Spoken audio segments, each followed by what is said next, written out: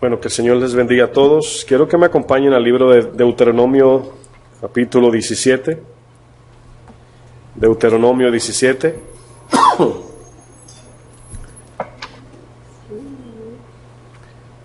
Y vamos a leer una porción bíblica que leímos el martes pasado. El martes pasado hablamos de la amargura. El Señor nos habló allí de muchas cosas, ¿verdad? Que es posible que en nuestro corazón se encuentre áreas, ¿verdad? Hayan áreas que deban ser corregidas. Y le dije 17, ¿verdad? Perdón, 29. Lo que pasa es que tengo dos textos iguales y uno es 17, otro es 29. 29, verso 18. Ahora sí. Deuteronomio 29, verso 28.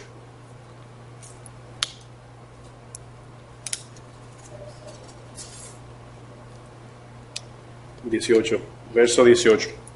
29, 18. Bueno, el martes pasado teníamos como tema la amargura en el hogar. Hemos estado hablando de áreas donde pueden estar manifestándose en nuestras casas, hogares, familias, entre parejas, padres, hijos. Y habíamos hablado de que la amargura se usa de forma figurativa para hablar de algo que nos sucedió en el pasado, alguna palabra, ¿verdad?, que creímos y formó una amargura en nuestro corazón, un dolor, y de allí procede todo pecado de nosotros. Bueno, vamos a leer el verso 18. Aquí se dirige el Señor a la nación de Israel antes de entrar a la tierra prometida. Y una de las cosas que el Señor está aquí haciendo es advirtiendo a la nación de que no se contaminasen con los demás en este caso en Canaán, ¿verdad? Que estaban allí las 7 ciudades que representan de forma espiritual todos los pecados que vemos en el mundo hoy. Bueno, fíjense lo que le dice el Señor a su pueblo al entrar a esta nación. Dice, no sea que haya entre vosotros varón o mujer, y aquí van a notar que le está hablando a todos, ¿verdad? Familias y individuos, tanto hombre como mujer. Dice, varón, mujer o familia o tribu, cuyo corazón se aparte hoy de Jehová nuestro Dios, para ir a servir a los dioses de esas naciones. Y luego fíjense lo que dice, no sea que haya en medio de vosotros raíz que produzca hiel y ajenjo, ¿verdad? Bueno, aquí utiliza dos cosas que son amargas, ¿verdad? Son venenosas. Y lo usa con el ejemplo es como cuando probamos algo bien amargo, nuestra cara cambia, incluso hasta le da a uno deseo de botar lo que se comió, algo repugnante, algo malo. Pero aquí lo usa de forma figurativa. Y luego dice el 19, y suceda que al oír las palabras de esta maldición, ahora se está refiriendo al capítulo 28, donde el Señor les dice, aconteciere que si no escuchan mi voz y no me obedecen, todas estas maldiciones les seguirán, ¿verdad? Y luego dice aquí que esta amargura provoque orgullo en el corazón del individuo y se diga a sí mismo, en otras palabras, ignorar la maldición y decir, él se bendiga en su corazón, diciendo, tendré paz aunque ande en la dureza de mi corazón, a fin de que con la embriaguez quite la sed. Ahora, notaron aquí palabras como amargura, dureza de corazón, soberbia, ¿verdad? Y ve que la persona aquí que el Señor está ejemplificando es una que dice, aunque esté mal con Dios, aunque no ande su palabra, total tendré paz, ¿verdad? Bueno, en el día de hoy vamos a hablar bajo el tema la soberbia en el hogar. Ese va a ser el tema de hoy. Vamos a ver en la pantalla muchos puntos para poder limpiar hasta donde Dios nos ayude hoy a aprovechar el tiempo. Bueno, la soberbia en el hogar. Hoy vamos a utilizar la palabra soberbia y orgullo en el mismo contexto y nivel. Si oyen que digo orgullo y soberbia, estoy hablando de lo mismo.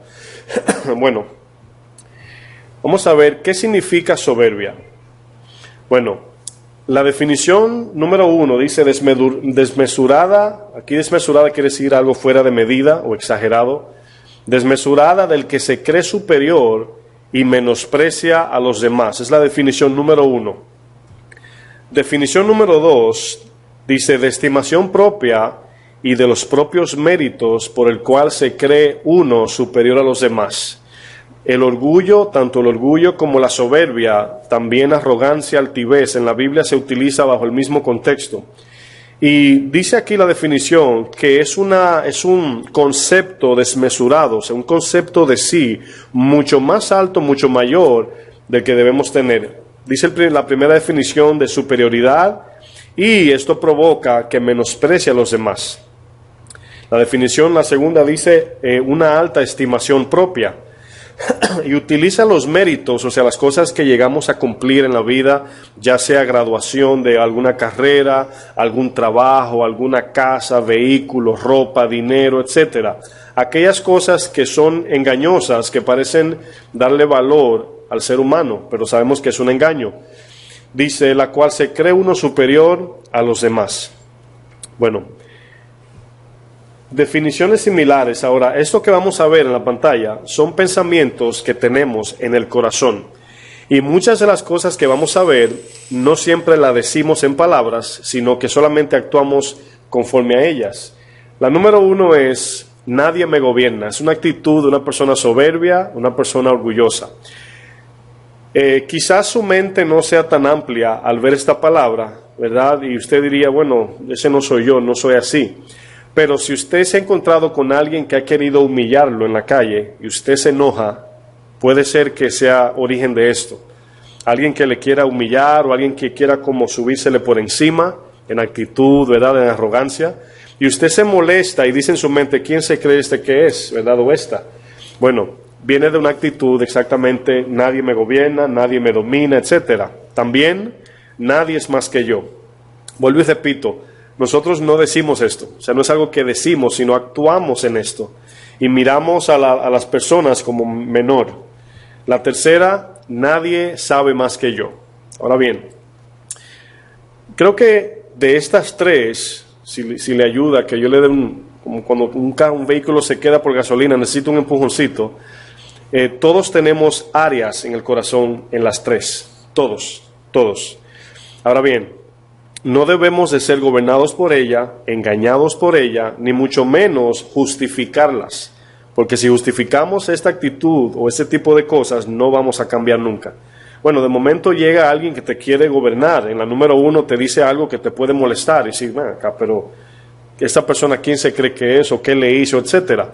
Pero a medida que vamos creciendo en humildad a la imagen de Cristo, esto va muriendo y vamos entendiendo más todas estas actitudes que enfrentamos. Nadie es más que yo. Muchas veces nos sentimos en lugares. Le voy a poner una imagen. Vamos a pensar en esto. Siempre vamos a ver o conocer personas que tienen mucho más dinero, su estatus social es más alto, etcétera. Y puede que lleguemos a conocer a una persona que tenga 100 veces más dinero, más fama, etcétera, que nosotros. Y de repente te puede invitar a su casa. Y en ese momento te sientas, en un lugar y notas que quien te invitó no te está poniendo mucha atención, sino que le está poniendo más atención a los que está a su nivel que a ti. Ahora, mi pregunta honesta es esta: ¿molestaría eso sí o no? Claro que sí, ¿verdad? La pregunta es, ¿debe molestarnos? No, ¿verdad que no? O sea, no debe molestarnos. Incluso, sabiamente Jesús dijo, cuando te inviten en un lugar, alguien te invite, siéntate atrás, para que el dueño de la casa te dice, pasa adelante. Y tú no te sientes adelante para que cuando llegue uno mayor que tú, te quiten el asiento y te manden atrás. Y pase la vergüenza. Así dijo Jesús. Entonces, nuestra vida cristiana debe siempre reflejarse por la humildad y tiene que ser en el corazón. Porque una cosa es aparentar humildad y otra cosa es ser humildes, ¿verdad? Ninguno aquí somos humildes. Estamos desarrollándonos cada vez más en esa humildad y creciendo. Aquí nadie, el que dice soy humilde, es una evidencia de que no lo es, ¿verdad? Bueno, podemos ver aquí claramente, ahora sí vamos a leer el capítulo 17, verso 12 de Deuteronomio. Y vamos a ver un ejemplo en la Biblia. Deuteronomio 17, verso 12. Ahora vamos a ver cómo se trataba en el Antiguo Testamento con la soberbia. 17, 12.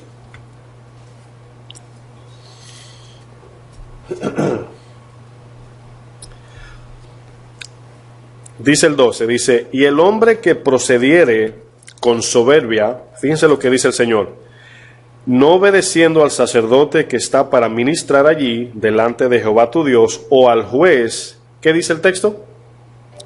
El tal morirá. Fíjense cómo se trataba la soberbia en la ley, el tal morirá. Mi pregunta es, ¿hoy el nosotros actuar de forma soberbia trae muerte, sí o no? Levante su mano si usted cree que sí. Los que creen que no. Ok, sí trae muerte. Porque muerte significa separación. El Señor al soberbio mira de lejos, se separa de él. Entonces ahí vemos que sí trae muerte, aunque no instantánea, como en el Antiguo Testamento, pero sí muerte espiritual. Entonces fíjense aquí con la severidad que Dios trata la soberbia, porque Dios no es soberbio. Y una evidencia de que somos de Dios es la humildad. Esa es la evidencia de que somos de Él, que somos humildes. Bueno, aquí vemos esta palabra, el tal morirá, ¿verdad? Esa fue la palabra que se utilizó aquí. Como ya dijimos, esto implica separación. Perdón, creo que lo quité muy rápido. Ok. Esta palabra, el tal morirá, es lo que muchas veces pasa en nosotros como cristianos y corremos el riesgo de que no nos damos cuenta. Cuando, no sé quién conoce la palabra hebrea, ikabod, que se utiliza cuando el Señor se aparta de su nación.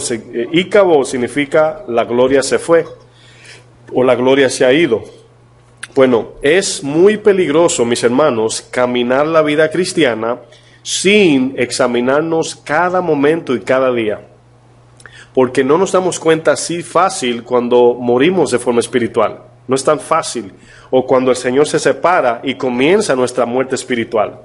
Bueno, aquí vemos que este texto, el Señor habla que trató con soberbia, con muerte. Y es lo que pasa, en el texto lo dice, al que es soberbio el Señor lo mira de lejos, y al humilde de cerca, ¿verdad que sí? Bueno, Levítico 26, 19, está detrás de Deuteronomio, es el tercer libro. 26, fíjense lo que dice. Perdón. 26, 19, fíjense lo que dice.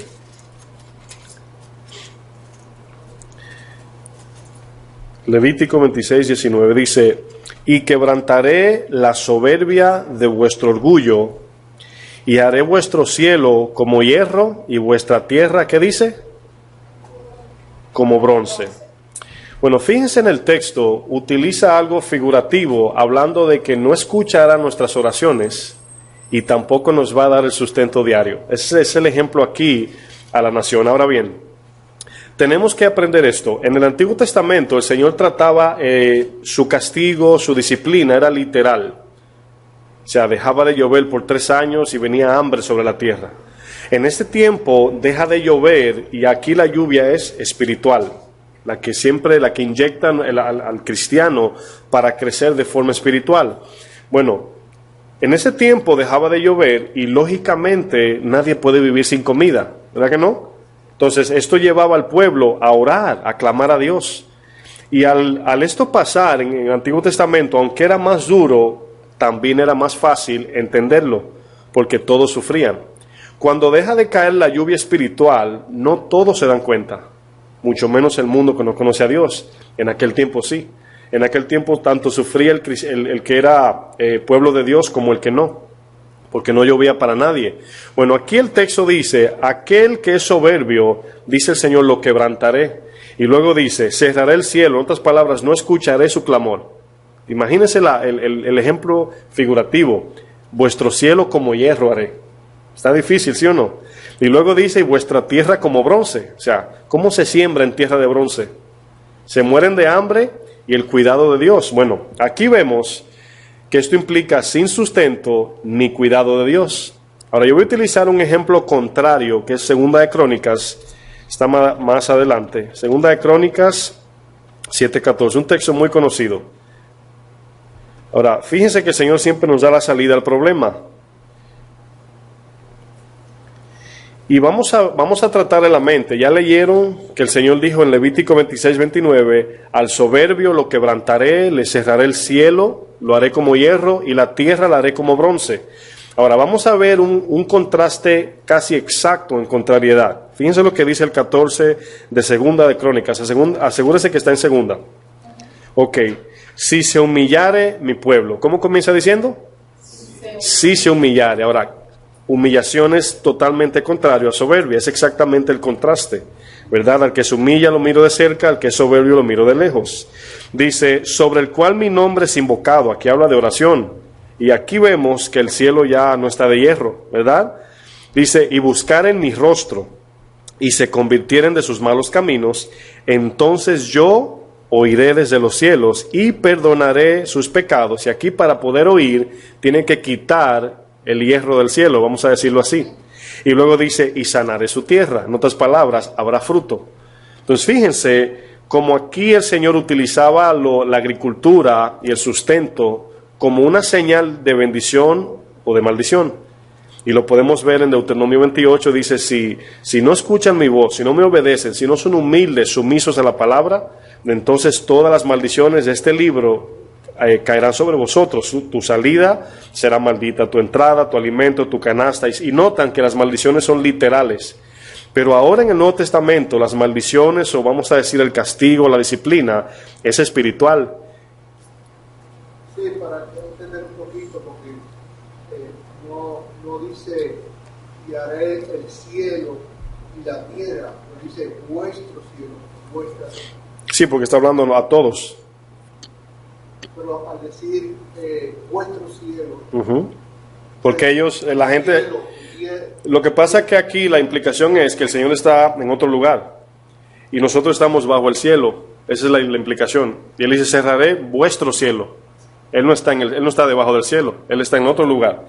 Entonces le está hablando a un grupo que está debajo del cielo. O en el lugar donde se creen que el cielo puede... No está hablando de cielo, del tercer cielo no, sino del cielo humano, del cielo terrenal. Sí, porque aquí, vuelvo y repito, el Antiguo Testamento, como hablaba de los alimentos y agricultura, la lluvia, acuérdense que se usa mucho en la Biblia, lluvia tardía, lluvia temprana. Y dice la Biblia que Elías era hombre sujeto a pasiones y cerró el cielo por 3 años. Entonces siempre era algo literal. Él abrió el mar en 2, literalmente, no fue espiritual. Cuando abrió el mar del Jordán fue literal. Cuando vino el carro de fuego a buscar a Elías fue literal. Entonces vemos que su manifestación en el Antiguo Testamento lo veían todos. Ahora es un poco más complicado, aunque no lo es. Simplemente el corazón endurecido se le hace más difícil. Ahora no se ve esa manifestación visible, por eso muchos no creen.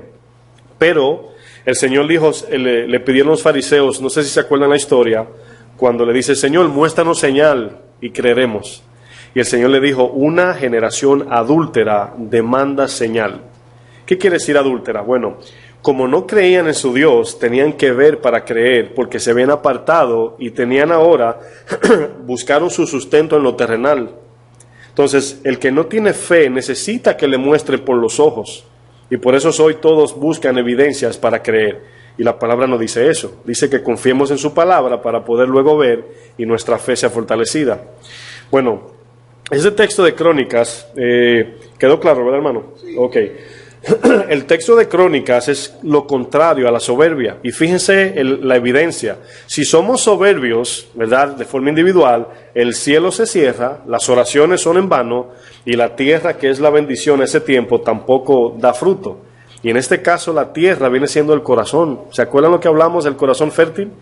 Ahora, vamos a trasladar el cielo como la comunicación con Dios, y vamos a ver la tierra de bronce, nuestro corazón. Bueno, hemos venido a recibir la palabra para llevar fruto, para dar frutos cada uno de nosotros. Entonces, si el Señor no nos bendice con su palabra y su Espíritu Santo y nos manda el agua espiritual, no va a brotar el fruto y nos vamos a quedar endurecidos, vacíos, etcétera, etcétera. Bueno, Proverbios 16, 18. Vamos a ver este texto. Proverbios 16, 18. Está después de Salmos, antes de Eclesiastés, si lo está buscando. 16, 18. Es un texto también muy conocido. Este texto es una bendición porque es un texto de advertencia para el que se ha endurecido en el corazón o está en soberbia. Miren lo que dice el 18, dice: antes del quebrantamiento es la soberbia, y antes de la caída la altivez de espíritu. En otras palabras, aquel que ha sido quebrantado, aquel que ha caído de la gracia de Dios, es una evidencia de que ha sido soberbio o altivo ante Dios. Entonces, dice que antes la soberbia, si lo podemos invertir, la soberbia trae quebranto, ¿verdad? Y la altivez trae caída. Si no entendemos lo dependiente que somos de Dios, nunca vamos a entender esto. Porque una persona soberbia es aquella que cree que lo tiene todo, que es mejor y que no necesita a nadie. Entonces aquí es donde viene el problema de que nos podemos confundir al no saber qué tan dependientes somos de Dios. Si el Señor pudiera darnos la prueba de quitarnos el aire solamente por 5 segundos, nos damos cuenta qué tanto necesitamos del Señor. Y por eso vemos aquí quebranto y caída. Quebranto habla de dolor, caída habla de separación también, caída de la gracia. ¿En qué nos afecta la soberbia? ¿En qué nos puede afectar la soberbia? Bueno, vamos a analizar cómo opera primero. Eso solamente son preguntas para analizar, no tienen que tomar estas notas. Bueno, la soberbia y el orgullo. Ese es el problema de cuando somos soberbios y orgullosos. Ahora bien, hay lo que se llama personas que de manera severa están mostrando una altivez, una dureza de corazón. Pero todos nosotros tenemos áreas que todavía no han sido ablandadas o suavizadas. Áreas que todavía no somos tan dócil, si se puede decir. Entonces aquí vemos que el fin de esta actitud nos lleva a la ira de Dios. Lógicamente podemos ver el ejemplo del arca de Noé. El Señor edificó el arca y el arca representaba el arrepentimiento del pueblo, pero la gente seguía en soberbia. Ahora, eventualmente los llevó a la ira del diluvio, si lo pueden ver. Entonces ahí es donde muchos llegamos. Vamos al libro de Romanos 1 para ver este ejemplo. Romanos 1.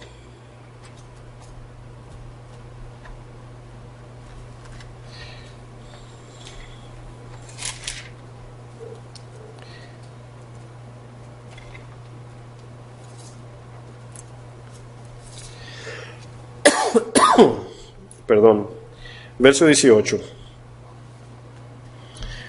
En ese texto vamos a ver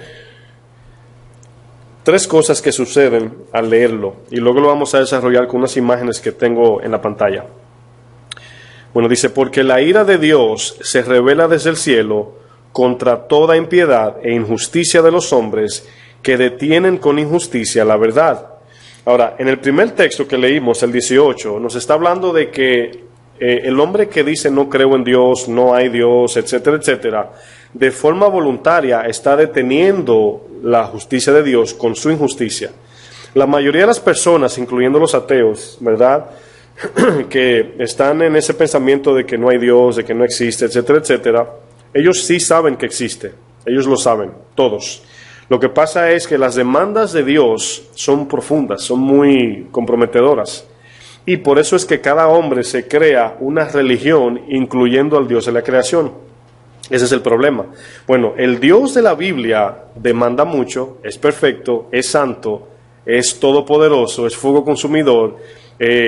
Dice muchas cosas allí que a veces queremos brincar el texto, queremos decir, yo no quiero leer eso hoy. Entonces, por eso es que hay iglesias que agarran una parte de la Biblia, la ignoran y leen la parte que les gusta. Dios es amor, Dios no manda a nadie al infierno, etcétera, etcétera. El problema es que yo sé que es de todos, pero siempre me llega a la mente que aunque nosotros no creamos algo real y objetivo, no deja de ocurrir. Si truena y dice meteorología de que va a llover, 100% va a llover, y usted dice, no creo que lloverá, y usted sale sin sombrilla, ¿qué pasa? Si sale sin paraguas se va a mojar. O sea, el concepto individual no cambia a Dios. Y por eso ese es el peligro, de que yo puedo decir, bueno, lo que la persona dice acerca de la Biblia no me interesa ni creo que es así. Bueno, el problema es que esto es objetivo. No es subjetivo, no es una idea, es una realidad. Entonces aquí vemos que las personas que, vamos a decir, condicionan a Dios, es por la moral que Dios nos demanda. Porque sí es difícil, claro que es difícil. Dios es santo y nos manda a ser santo para poder verlo. Sin santidad, nadie le verá. Entonces, miren lo que dice el 19. Porque lo que de Dios se conoce, les es manifiesto. Pues Dios mismo, dice, se lo manifestó. Aquí está hablando del ateo que dice que no hay Dios. Dice, porque las cosas invisibles de Él, y aquí está el argumento, el soberbio que dice, pero ¿cómo tú me demuestras que Dios existe? Muéstramelo, y te hacen así. Dice, las cosas invisibles de Él, su eterno poder y deidad, se hacen, ¿qué dice luego? Claramente visibles desde la creación del mundo, siendo entendidas por medio de las cosas hechas, de modo, ¿qué dice? Que no tienen excusas. Ahora, aquí vemos una actitud de alguien que decidió de manera voluntaria eliminar a Dios de su idea, de su pensamiento, de su vida. Bueno, fíjense lo que dice el 21. Pues habiendo conocido a Dios, y aquí conocer está hablando de un conocimiento natural, es la fe que todo el mundo tiene de que Dios existe. Ese es el conocimiento aquí. ¿Por qué? Por todo lo que fue hecho. Incluso cada persona tiene esa convicción personal. Incluso el que nunca ha escuchado a Dios, porque cuando vemos allá en un monte lejísimo, una selva bien lejos, gente paran una madera con caras y lo adoran, están manifestando de que ellos saben que hay un Dios allá arriba. Y ellos lo interpretan como ellos les gustan para ellos hacer lo que quieren. Entonces, por eso es que el segundo mandamiento dice, no te harás imagen de Dios, porque no lo conocemos en imagen física, pero tampoco nos imaginaremos un Dios que nos, vamos a decir, que nos permita vivir de forma inmoral, porque eso es lo que pasa, que lo condicionan. Me gusta esto de Dios, que Él es amor, que bendice, que salva, pero cuando me manda a no pecar, no me gusta mucho. Entonces, vamos a hacer un Dios que no tenga pecado. Y fíjense cómo cada iglesia hace su Dios, pero tenemos la misma Biblia, los que creen en Cristo, y debemos de leerla completa. Por eso dice el Salmo 119, 160, todo el consejo es verdad, no solamente un texto. Bueno, dice más adelante, pues habiendo conocido a Dios, no le glorificaron como a Dios. Ahora, es importante esto, no le glorificaron como Él merece, como su palabra dice, ¿verdad? Ni le dieron gracias, sino que se envanecieron en sus razonamientos y su necio corazón fue entenebrecido. Fíjense lo que sucede. La soberbia, el orgullo, se practica acá en la mente. Esto produce que venga dureza de corazón. Por eso el texto dice, sus razonamientos endurecieron su corazón. ¿Verdad? Una cosa produjo la otra. Bueno, y fíjense lo que dice luego, profesando ser sabios. Cuando yo leo esta palabra me acuerdo de científicos, filósofos, etcétera. Profesan ser sabios, ¿verdad? Luego dice, se hicieron necios y cambiaron. Ahora, ¿quién cambió aquí? ¿Dios o ellos? Ahora, fíjense que es voluntariamente. Una persona soberbia decide no someterse a Dios y cambia la gloria de Dios incorruptible en semejanza de imagen de hombre, corruptible, de aves, de cuadrúpedos, reptiles, etc. Aquí vemos un punto, que esto aquí que dice cambiaron la gloria es exactamente lo que vengo diciendo, por no someterse al Dios de justicia, al Dios verdadero, por las demandas que Él tiene, ellos se crearon dioses, y vemos aves, etc. Y en el tiempo de Roma, si utilizamos Grecia, Egipto, etc., utilizaban los animales en forma de Dios y hacían lo que se llama una fusión entre un hombre y un animal. Por ejemplo, en Egipto vemos un hombre con cabeza de águila, cabeza de perro, etcétera. Y aquí vemos también, en el tiempo de Grecia, ellos adoraban lo que le llamamos, hoy se conoce como el gnosticismo, el conocimiento, la filosofía, el sofismo, todo ese tipo de cosas. Y eso eran dioses. Platón, todos los Aristóteles vinieron a ser dioses para ellos por el conocimiento. Y por eso es que el texto lo dice claramente, comenzaron a adorar la creación. Ahora usted diría, bueno, en ese tiempo todavía hay iglesias que adoran imágenes, ¿verdad? Pero vamos a pensar en nosotros los cristianos, ¿verdad? Porque la implicación aquí es que está adorando lo creado antes que al creador. Y podemos hacer de mi carro, mi casa, mi familia, mis hijos, etcétera, un Dios. Y esa es la parte donde Dios allí confronta. Bueno, vamos a ver el 24, ¿verdad? Dice, por lo cual también Dios los entregó a la inmundicia de la concupiscencia de sus corazones. Concupiscencia, acuérdense que es deseo de la carne. De modo que deshonraron entre sí sus propios cuerpos. Antes de avanzar, quiero decir esto. Cuando alguien, como cristiano, hijo o hija de Dios, se separa del Señor, se deteriora su naturaleza, tanto moral, espiritual y física. Mientras más nos acercamos a Dios, somos regenerados. Mientras más nos alejamos, somos degenerados. Entonces, ese es el punto aquí donde cuando dice se profesaron ser sabios, se hicieron necios. Ellos profesaron creer que saben al alejarse de Dios, pero en sí era todo lo contrario. Parece mucha sabiduría cuando escuchamos filosofías griegas o una persona hablar de forma elocuente. Se oye como mucha sabiduría. Pero si esta persona no conoce a Dios, es total necedad, aunque suene bonito, aunque suene muy elocuente. Entonces, por eso es que la sabiduría no está en las palabras elocuentes, sino en la sustancia de lo que se está diciendo. Y por eso es que aquí se encuentra la inspiración de Dios en la palabra. Bueno, podemos ver lo siguiente. Voy a retomar. Dios los entregó a la inmundicia de la concupiscencia de sus corazones, de modo que deshonraron entre sí sus propios cuerpos. Fíjense aquí la degeneración. Ya que cambiaron la verdad de Dios por la mentira, ¿verdad? Luego dice, honrando y dando culto a las criaturas antes que al Creador. Por esto Dios los entregó a pasiones vergonzosas, pues aún sus mujeres, y aquí habla de lesbianismo y homosexualidad, cambiaron el uso natural por el que es contra naturaleza, ¿verdad? De varón y hembra los creó. Y de igual modo también los hombres, dejando el uso natural de la mujer, en otras palabras, homosexualismo, se encendieron en su lascivia. Aquí lascivia es un deseo desordenado de la carne. Dice luego, unos con otros, varón con varón, cometiendo hechos vergonzosos, hombres con hombres, y recibiendo en sí mismo la retribución, que quiere decir pago, debida de su extravío. O sea, recibieron la maldición de Dios por lo que hicieron. 28 dice, y como ellos no aprobaron tener en cuenta a Dios, y fíjense la palabra no aprobaron, es como que el consejo se unió y aprobaron entre decisión unánime de que no quieren este Dios. Entonces esa es la parte ahí donde vamos a enfatizar de la soberbia del hombre. No aprobaron tener en cuenta a Dios. Dios los entregó a una mente reprobada para hacer cosas que no convienen, estando atestados de toda injusticia. Ahora fíjense lo que pasa cuando la soberbia toma el control de nuestra mente. Fíjense toda la definición. Acuérdense que el pecado y el fruto es un producto de lo que hay en el corazón. Dice, estando atestado de toda injusticia. Toda injusticia, aquí va a definir lo que es injusticia. Dice, fornicación, perversidad, avaricia, maldad, llenos de envidia, homicidios, contiendas, engaños, malignidades, murmuradores, detractores, aborrecedores de Dios. ¿Te acuerdan del domingo que hablamos de ese pecado? De aborrecer a Dios de forma voluntaria. Injuriosos, soberbios, ahí está la palabra, altivos, inventores de males, desobedientes a los padres, necios, desleales, sin afecto natural, implacables, sin misericordia, quienes, habiendo entendido el juicio de Dios, que los que practican tales cosas son dignos de muerte, no solo lo hacen, sino que se complacen con quien lo hacen. Aquí vemos el resultado de lo que es la soberbia. Es un pecado muy peligroso. Tenemos como ejemplo a Satanás, a Judas, a Can, etc.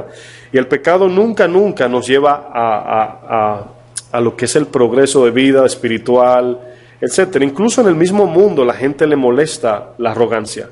Por ejemplo, hay gente que siguen en el mundo, atletas, cantantes, y llega un día donde llegan a conocerlo de forma personal, y cuando el atleta como que no le hace mucho caso, inmediatamente murió su ídolo, ¿verdad? Porque lo alababa, lo adoraba, y hemos visto videos donde atletas ignoran a la gente. Entendemos que no pueden atenderlo a todos, pero presentan a uno y solamente para hacerle daño a aquel atleta porque es famoso, y dicen, mira cómo rechazó ese niño, y por ahí se va, y el niño sale desconsolado y ya no lo quiere, ¿verdad? Por su altivez. Bueno, yo quiero hacer notar algo. A ver si me ayuda aquí lo que sigue. Notemos la palabra Dios los entregó. ¿Sí? ¿Notaron cuando decía, por esto Dios los entregó? ¿Cuántas veces se repite? Se repite 3 veces esta palabra. Ahora lo vamos a ver en el verso 24. Verso 24 dice, por lo cual también Dios los entregó, y aquí vemos a la inmundicia del deseo de su corazón. Lo entregó. Ahora, la palabra entregó implica separación, muerte. Quien nos da vida, ¿quién es? Quien nos sustenta, quien nos cuida, quien nos salva, quien nos redime, es Dios. Pero aquí vemos que el Señor lo va, de forma gradual, lo va entregando. O sea, no lo entregó del todo, sino que a medida que el hombre se va endureciendo en el corazón, Dios lo va entregando. La primera, que es el verso 24, dice, lo entregó al deseo de su corazón carnal, ¿verdad? Y vamos a ver esto como el deseo, ¿verdad? Porque yo trato de siempre desarrollar esto en tres partes, porque somos espíritu, alma y cuerpo. Bueno, aquí vemos que lo entregó al deseo de su corazón. El 26 dice, por esto Dios los entregó a pasiones vergonzosas, y aquí habla de los cuerpos, ¿verdad? Primero habló del corazón, ahora del cuerpo. Sí, Edwin. Esta muerte es una total separación. Cuando alcanza el tercero, sí, cuando son los tres. Si es porque podemos estar endurecidos en áreas, puede ser del alma, del espíritu. Llegar al momento que una total separación. Exacto. Distinguido. Exacto, exactamente. Y vamos a ver un punto más adelante en la imagen, creo que sigue. Bueno, aquí vemos en el 26, ahora vamos a ver el 28. 28 dice, y como ellos no aprobaron tener en cuenta a Dios, Dios los entregó a una mente. Si notan, comenzó con el cuerpo, con el corazón, cuerpo y mente, si notan el orden, y los entregó del todo. Ahora bien, no sé si están tomando alguna nota, pero vamos a ver qué sigue. Ok, ¿faltaba algo? Ok, voy a esperar. Bueno, aquí la idea es que no podemos olvidar de que somos espíritu, alma y cuerpo. O sea, estamos conformados por esos tres. Entonces, una persona cuando se va degenerando en forma gradual, comienza primeramente con los sentidos, recibiendo la información de soberbia, yo soy, comienza a entretenerlo acá. Luego eso baja al corazón como voluntad y así vive conforme a ese pensamiento. Luego esto se manifiesta en la carne. Por eso dice, hablando de los pecados, dice que, voy a leer algunos solamente. Dice, estando atestado de toda injusticia. Y aquí toda injusticia, dice toda, es en mente, cuerpo y alma, que es totalmente lo contrario al primer mandamiento. Y amarás a tu Dios con todo tu corazón, con toda tu mente, y con todo tu cuerpo, tu fuerza, dice. Entonces, fíjense cómo es lo contrario, ¿verdad? Nosotros como cristianos debemos de ir gradualmente creciendo en esto. Cada vez más morir a la carne, a los deseos, y que nuestra mente esté ocupada en la meditación día y noche de la palabra. Creo que tiene una pregunta, hermano. Puedo, no sé, es como si entonces yo lo hago de una forma gradual, porque a ver si hay un momento de arrepentimiento. Exacto, sí, exactamente. Llega un momento dado que entonces Dios hace juicio. Exactamente, exacto. Por eso, no sé si se acuerdan cuando Pablo dijo, por eso se lo entregué a Satanás para que aprendan a no blasfemar. Bueno, allí no fue una entrega total, sino que esa persona estaba endurecida, estaba soberbia, y en esa entrega a Satanás puede haber un arrepentimiento. Por ejemplo, el hijo pródigo, él se entregó a Satanás, o sea, él de forma voluntaria. Y llegó un momento donde estaba tan mal que se acordó de su papá y se levantó y se arrepintió. Entonces, digo esto porque no es que ya se perdió la esperanza, pero Dios lo entregó. Ahora, en Romanos 1 podemos ver que esta entrega es un juicio de Dios. Y el juicio de lo que es la separación de Dios, ahí ya no hay forma de volver. Porque dice la palabra que le amamos porque Él nos amó. ¿Sí se entiende? Entonces, si Dios lo entregó, quiere decir que ya no hay forma de volver. En este caso de Romanos 1. Entonces ahí vemos que muchas veces, pero dentro de esa gente que adoran dioses, en ese grupo, de allí puede salir. Por ejemplo, Sodoma y Gomorra. Sodoma y Gomorra fue un lugar donde ninguno quisieron arrepentirse. Y habían dos formas de hacerlo: o enviar el evangelio para que se arrepientan, o sacar a los poquitos que entendían. ¿Y qué sucedió? Sacaron allí un pequeño grupo y los demás se murieron. Y Abraham mismo dijo, notaron que había un intercesor allí. Señor, y si hubieran 50 buenos, si hubieran 50, no lo destruiría. Si hubieran 40, 30, 20, 10. Y por eso tuvo que destruirlo, porque ya se había corrompido toda la ciudad. Pues vieron ahí una entrega total al enemigo. Bueno, eso va a suceder en los tiempos finales, que va a haber un remanente que representa a Lot, que va a ser sacado del arca de Noé. Los pocos que se salvaron cuando el Señor usa mucho la palabra, muchos serán llamados, pocos escogidos. Y siempre vemos ese ejemplo allí. Bueno, es peligroso, pero... Es tremendo, porque uno puede ver que no solamente trata con un hermano, una familia o grupo, sino que hay ese ejemplo de Sodoma y Gomorra. Sí, todo el mundo. Eso incluye, puede afectar a toda una ciudad entera. Sí, porque el problema es que Dios no negocia su santidad. Eso es lo que debemos pensar. Cuando vemos, yo siempre digo esto, a mí lo que me ayuda a entender es que yo no, cuando Dios me prohíbe algo, yo no miro eso, yo lo miro a Él. Porque a veces te puede decir, no te coma esa menta, una menta, algo bien simple. Y tú dices, pero ¿qué tiene una menta de malo? No es la menta, es lo que Él dijo, ¿verdad?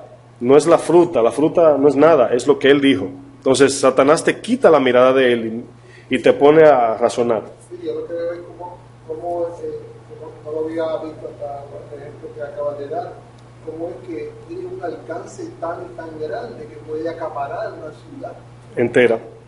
Bueno, vamos a ver aquí, quiero ligar la clase anterior porque estamos hablando de frutos de la raíz de amargura. Ese no es el tema es la soberbia, pero lo estoy conectando porque la raíz es una cosa, pero los frutos son muchos. Y los que van a tomar notas se lo voy a poner en la pantalla. Es un fruto que proviene de la raíz, la soberbia y el orgullo, la raíz de amargura. La palabra amargura es una palabra que se refiere a algo venenoso o dañino en nosotros. La raíz proviene de un pensamiento de maldad.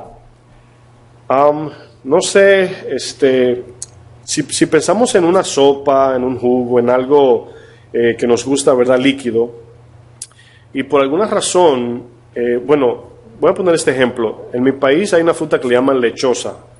Creo que le llaman papaya en otro lugar, ¿verdad? Bueno, ese jugo es fácil de amargar. O sea, si le ponen una cuchara de aluminio, de repente se amarga. Y el jugo entero sabe malo. No sé quién ha experimentado esto, ¿verdad? El jugo de papaya. Levante su mano para saber si estoy hablando de la luna o los dominicanos nada más. Bueno, también. Bueno, esta fruta, mi amor, ¿por qué se amarga? Tú sabes más que yo. Bueno, creo que es la cuchara. Dicen por ahí que si le entra una cuchara con la que no se hizo, algo así. Porque inclusive si uno lo deja mucho tiempo, se amarga. Bueno, en mi casa mi abuela me decía eso. Yo quería probarlo y me decía, no, me daba por la mano. No le ponga esa cuchara que se amarga. Así me decía ella. Bueno, este jugo es muy bueno, pero cuando amarga sabe malísimo. Y es algo que es tan fácil. Todo lo que es amargura, ya sea de sabor, ya sea de dolor o algo que usted siente, porque tenemos una parte que le llama hiel en nosotros y eso le sube, es algo bien molestoso. Pero no solamente eso, sino que daña y contamina todo. Por ejemplo, el ejemplo que utilizamos en Éxodo, cuando encontraron el lago Mara, ¿verdad?, las aguas amargas, vemos allí que no podían beberla, porque las raíces que estaban allí amargaban el agua. Todo ese lago estaba amargo. Y de la amargura, de esa raíz que Hebreos 12 habla, es de donde proceden los frutos amargos. Y lógicamente es figurativo de forma espiritual. Bueno, la raíz proviene de un pensamiento de maldad. De eso proviene. O sea, por ejemplo, alguien te ofendió y te quedas un tiempo meditando en ese mal que te hizo y se desarrolla allí un dolor. Bueno, vamos a ver este ejemplo. Un ejemplo muy simple. ¿Qué pasa cuando alguno piensa en algo malo que alguien le hizo o en algo malo que le sucedió en el pasado? Cuando pensamos en eso, una pregunta, ¿trae dolor, sí o no? Sí. Pero pasó años atrás o a lo mejor semanas, meses. Bueno, trae dolor. ¿Cómo es que un pensamiento trae dolor? Piensen por un segundo en eso. Wow, me acuerdo cuando me pasó esto y como que todo se le amarga o no sé, le viene un dolor interno, una incomodidad. Y a veces decimos, ya, no quiero pensar más en eso, porque sigue doliendo. Entonces, quiero llevarlo a este pensamiento porque no es tan simple, ¿verdad? Las palabras, incluso la palabra dice que la vida y la muerte se encuentran, ¿dónde? En el poder de la lengua. Y lógicamente dicen por ahí que si la lengua tiene poder, yo me atrevería a decir que sí, porque la lengua puede ofender, puede matar, puede edificar y viene de poder. Lo que pasa es que nos han dañado con los superhéroes, que cuando decimos poder pensamos en Superman. Pero poder es algo que tiene la capacidad de, ¿verdad? Y sí, el pensamiento siembra amargura. Si cuando eras pequeña y eres hembra y tu tío, tu papá te decía que eras fea, yo conozco una persona muy íntima, cercana a mí como familiar, que le decían esto y esta persona creció muy, muy amargada por una palabra que le decía. No la voy a decir porque si alguien lo oye va a saber inmediatamente lo que es por el audio, pero esa persona tenía un tío que les repetía palabras como despectivas, descalificativas, y esta muchacha creció con ese problema, increíblemente por palabras. Entonces sí, crean amargura, y yo he podido de primera mano ver los frutos que salen de esa persona: orgullo, altivez, menosprecio, complejo de superioridad, etcétera. Pero ahora en Cristo tenemos la salida. Bueno, la soberbia se forma en la mente. ¿Se acuerdan de Satanás? Que Isaías dice que claramente que él decía, el texto que sigue: ¿tú qué decías en tu corazón? ¿Ah? Sí. Porque anteriormente, por lo que el ejemplo que usted puso, si vemos en comparación lo que es la clase, una persona es básicamente lo que uno siembra. ¿Una? No sé si lo puedo poner así, pero lo que uno siembra es lo que uno realmente va a ver. Sí. Si a un niño tú le vives diciendo todo el tiempo, tú no sirves, tú no eres, tú no lo otro, es un monstruo que vas a cocinar, a desarrollar, eso es lo único que va a desarrollar. Pero una persona que tú la tratas de que, mira, tú puedes, ven, para adelante, son personas las más positivas. Pero lo que tú básicamente le estás enseñando a mí. Hay dos extremos, lo vamos a ver hoy, porque hay uno que es muy, muy bajo y otro muy, muy alto. Entonces hay veces que la motivación exagerada daña a la persona a tener complejo de superioridad, pero al que siempre lo están aplacando, va a creer con complejo de inferioridad. Entonces nosotros tenemos una identidad, tanto humanos como cristianos, y debemos de permanecer en ese nivel, ni muy bajo ni muy alto, porque luego podemos actuar fuera de nuestra identidad. Y si usted no es policía y quiere llevar a alguien a la cárcel, ya sabe lo que va a pasar. Esa no es su posición. Entonces nunca vamos a operar correctamente si no tenemos aquí dónde estamos, si muy arriba o muy abajo. Entonces aquí pueden haber personas que están muy, muy abajo o muy, muy arriba, yo no sé, ¿verdad? Y cada quien va a tomar su pedacito y va a decir, aquí yo tengo que trabajar. Bueno, en Isaías 14:13, Satanás recibió este pensamiento, se originó en él. Fue una idea maligna que vino de él. Y comenzó a pensar en un plan de que comenzó con celos. Fíjense que siempre esto nos lleva a estar en contra de Dios. Y comenzó a decir, pero yo puedo ser igual que Dios, ¿verdad? Y destronarlo. Y por eso dice el texto, tú que decías en tu corazón. Aquí la palabra corazón está hablando del ser, de cuando pensamos en algo y lo maquinamos. Cuando Jesús veía a los fariseos, le decía, ¿por qué maquinan en su corazón, verdad? Lo que están pensando. ¿Por qué piensan así? Y era el pensamiento, pero aquí Satanás comenzó con una idea, que esta idea se convirtió en el pecado, en el dolor más profundo que el ser humano ha podido enfrentar, el pecado, y fue solamente un pensamiento. Entonces aquí vemos este ejemplo. Bueno, algo que debemos saber, no importa contra quién seamos soberbios, al final del día toda soberbia es contra Dios, porque soberbia es desobedecer, y desobedecer es no cumplir lo que Dios dice. ¿Tiene sentido? Bueno, vamos a ver esta imagen. Está un poquito grande. Vamos a ver si la puedo... Ok. Bueno, vamos a tomar un tiempecito aquí. Si nos pasamos de la hora... No, queda una hora todavía. Bueno. Aquí vamos... Yo utilizo esto siempre para que nuestra mente lo vea más amplio. Porque a veces uno dice, pero ¿cómo que el alma y el cuerpo y el espíritu? O sea, ¿cómo lo organizamos? Bueno, si notan los cuadros arriba, hay una distinción bíblica y natural. ¿A qué me refiero? La palabra nos dice que somos carne, corazón y mente, ¿verdad? O cuerpo, alma y espíritu es lo que la Biblia utiliza como definición. Bueno, si ustedes notan, comenzando desde el primero, el rojo, ¿verdad? La Biblia utiliza la mano figurativamente hablando de nuestras obras, ¿verdad? Nuestras obras, lo que hacemos, ¿verdad? Luego vemos, para tener una ubicación, el alma, siempre pensamos en el ser como el centro, ¿verdad? No hay un lugar donde podemos decir el alma está aquí, sino en nosotros.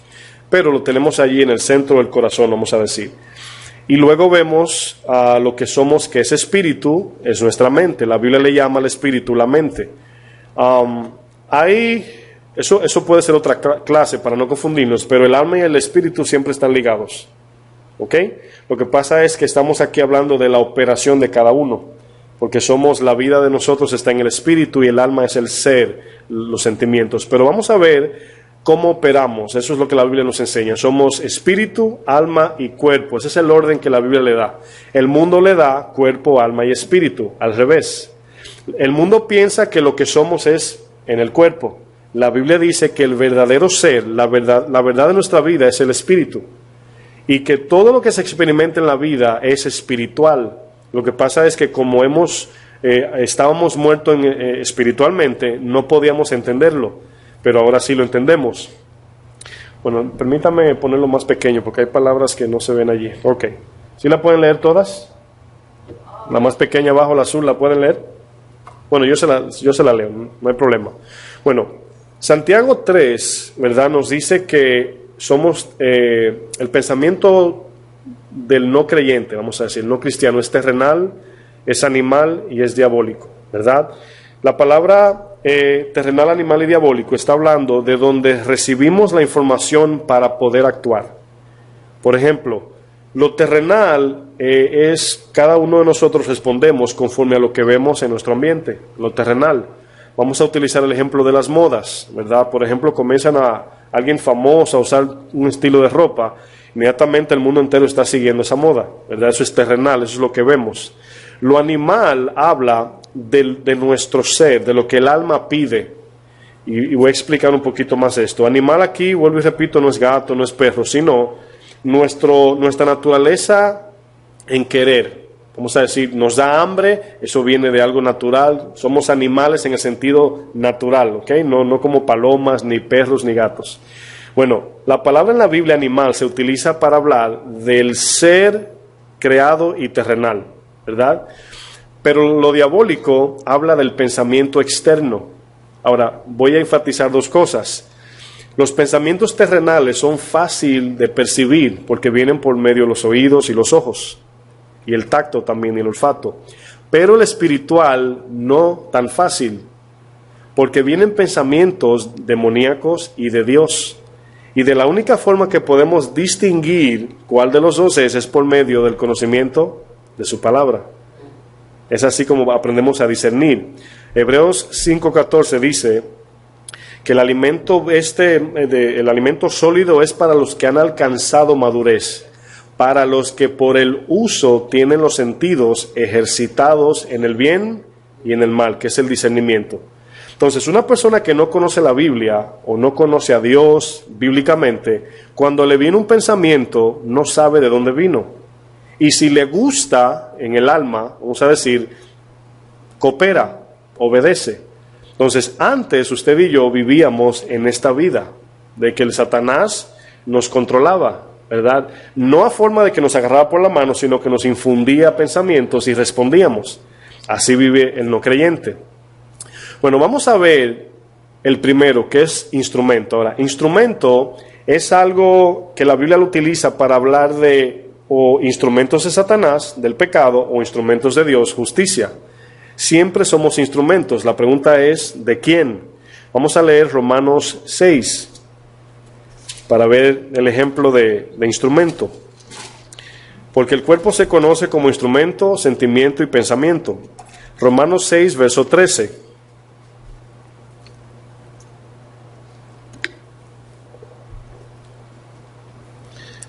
Fíjense lo que dice.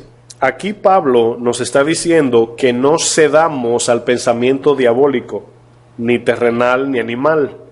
Porque mira cómo lo dice. Ni tampoco presentéis vuestros miembros al pecado como instrumento, y luego dice iniquidad.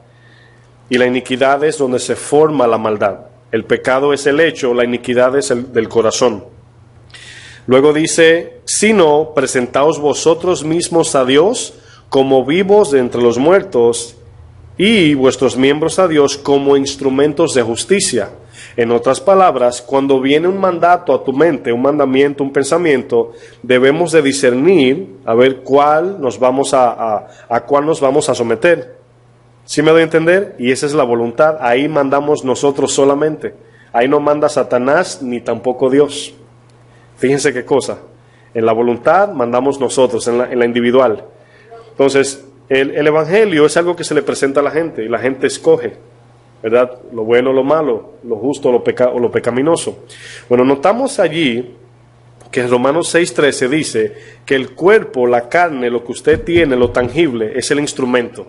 Pero nosotros debemos de presentar nuestros instrumentos a la palabra de Dios, a la justicia. Bueno, vamos a ver ahora sentimiento, y eso lo vamos a ver en Efesios 2. Los dos últimos, sentimiento y pensamiento, lo vamos a ver en el mismo verso. Efesios 2, verso 3.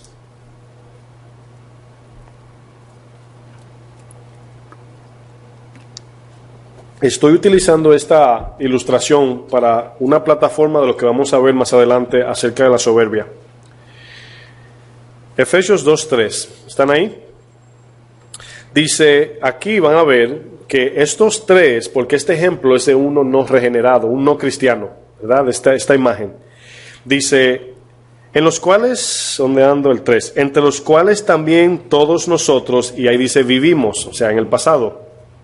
En otro tiempo, en los deseos. Ahora, el deseo proviene del alma. Oigan bien, del alma, de nuestra carne. Quiero explicar esto porque no lo quiero dejar como con dudas. Vamos a poner un ejemplo.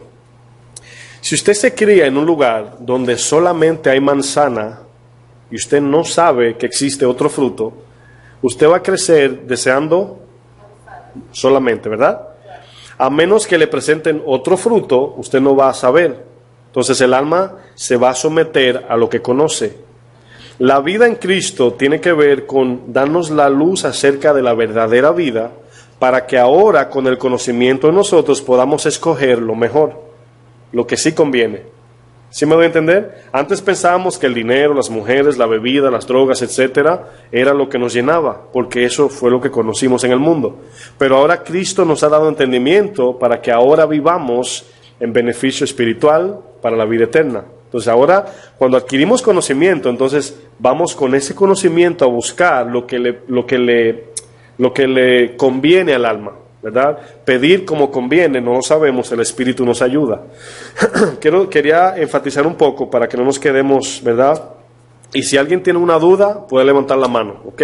Si no entendió. Fíjense lo que dice, voy a retomar el texto. Entre los cuales también todos nosotros vivimos en otro tiempo, en los deseos de la carne. Ahora, fíjense en esto. El alma deseaba lo de la carne porque estaba muerto de forma espiritual. No podemos desear lo que no hemos visto. Ahora bien, ¿usted alguna vez se ha hecho el pensamiento de dónde va a dormir en el cielo? ¿Usted anhela eso? Usted no anhela eso porque no sabe ni si va a dormir, si no va a dormir, no sabemos. ¿Me doy a entender? O sea, el Señor no habla de lo que hay en el cielo para que le amemos a Él sobre todo y no miremos el cielo como un beneficio personal, sino un amor a Dios. Pues no podemos anhelar lo que no conocemos. Por eso dice el texto, andábamos en los deseos de la carne. ¿Por dónde se transmite Satanás la información al hombre? Por la carne, por lo terrenal, lo animal y lo diabólico. Pues por eso es que andamos en eso. Luego dice, haciendo la voluntad, o sometidos en voluntad de la carne.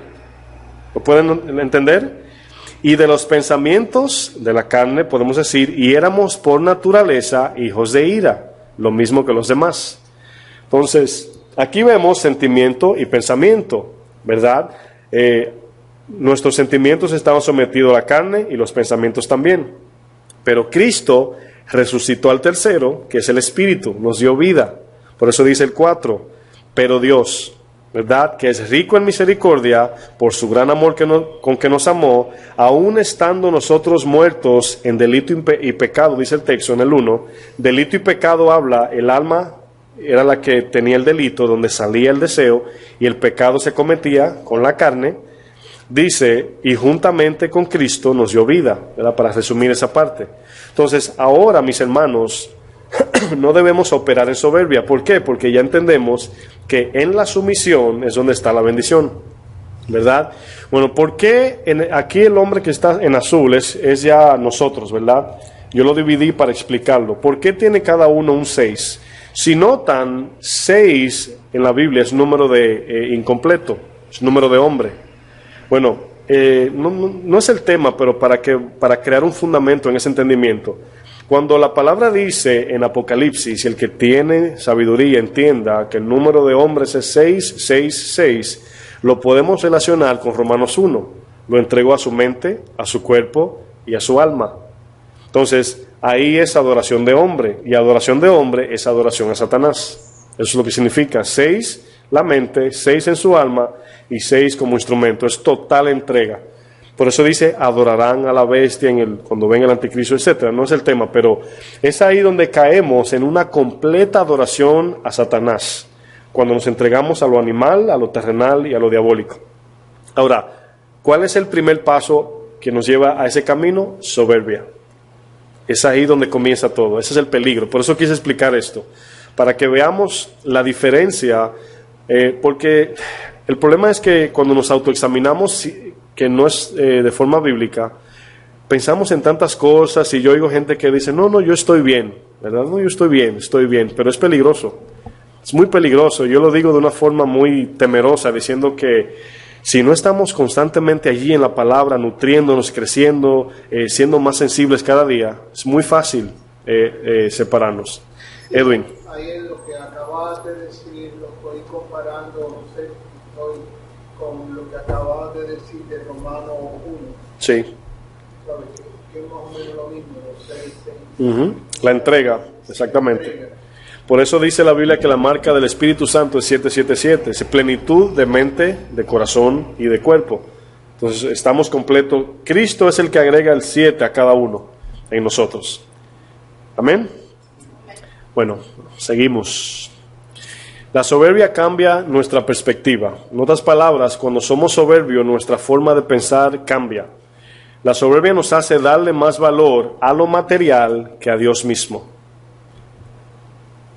La razón es, el orgulloso o soberbio piensa que las cosas materiales son las que le da valor e importancia ante los demás. En otras palabras, lo que alimenta a una persona orgullosa son las cosas materiales, ¿verdad? Cuando tiene. Incluso el hijo pródigo, por eso pidió su herencia, ¿verdad? Tenía una actitud soberbia, dame lo mío, me voy, hasta que se le acabó todo, se le acabó su soberbia. ¿Por qué? Porque el soberbio necesita tener para poder mostrar o demostrar o ponerse por encima, de los demás. Bueno, un segundo, creo que están tomando nota, ¿verdad? Esto es tan peligroso porque, como siempre he explicado anteriormente, cada persona va en progreso, o en progreso de pecado o en progreso de justicia. Y si no vamos creciendo cada día en progreso de ser más dóciles, más humildes, más humillados ante Dios, es posible que estemos creciendo en soberbia. ¿Puedo quitar? Ok. Vamos a ver ahora 7 manifestaciones de una persona orgullosa y soberbia. Número 1, autoexaltación.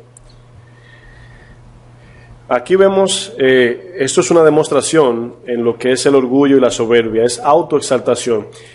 Este complejo de superioridad puede manifestarse aún en personas que no se vea en actitud de obra, sino en el corazón.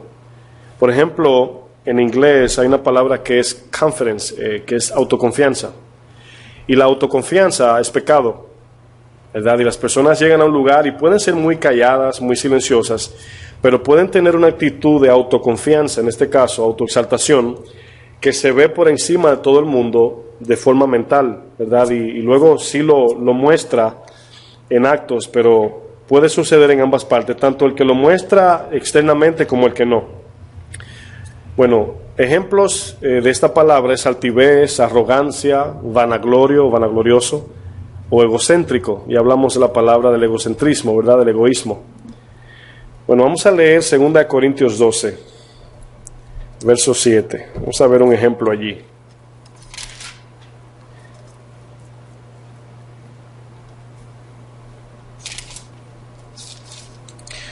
12:7. Aquí ese texto habla de Pablo.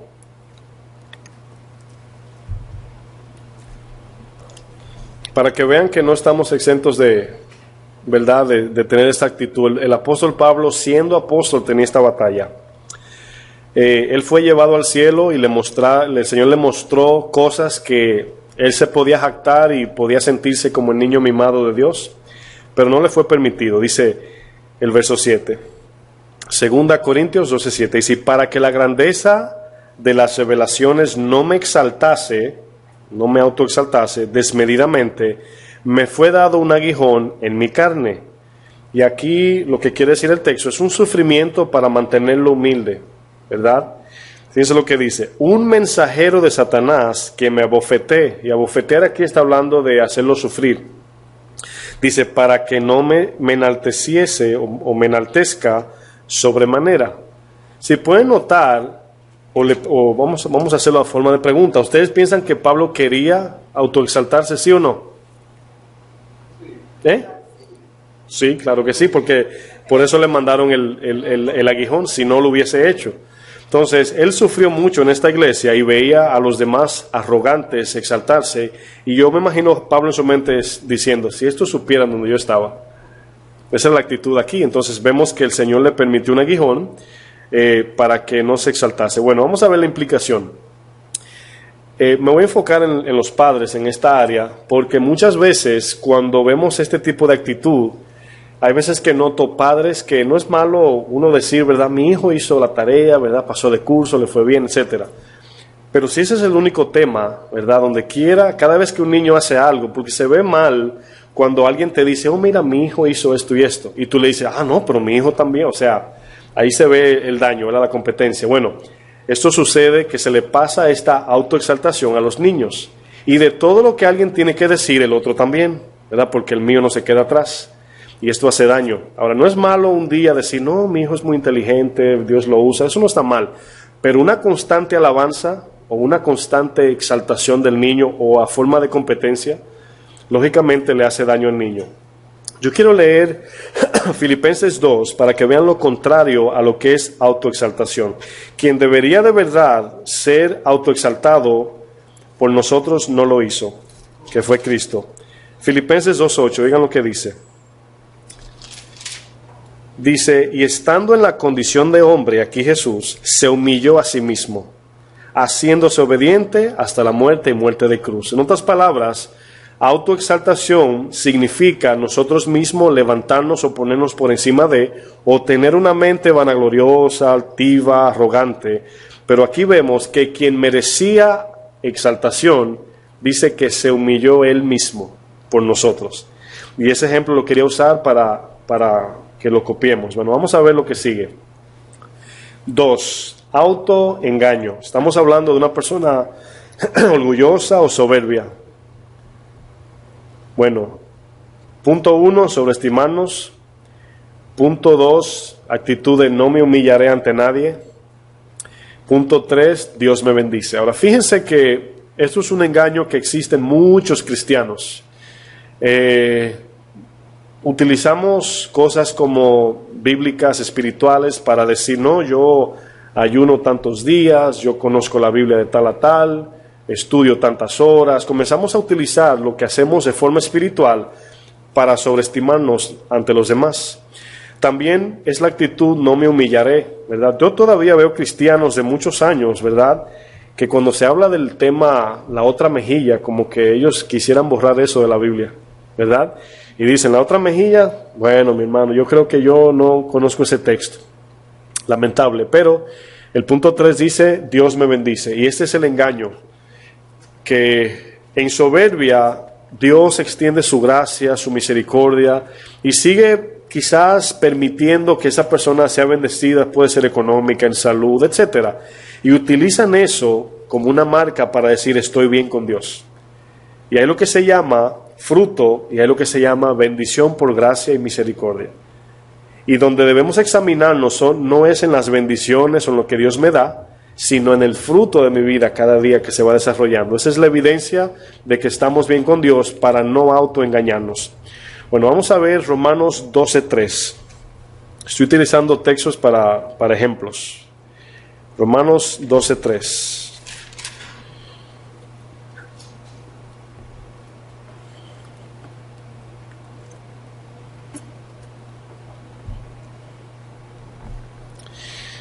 El verso 1 y 2 de Romanos 12 habla de relación con Dios, de crecimiento, madurez, de conocimiento personal.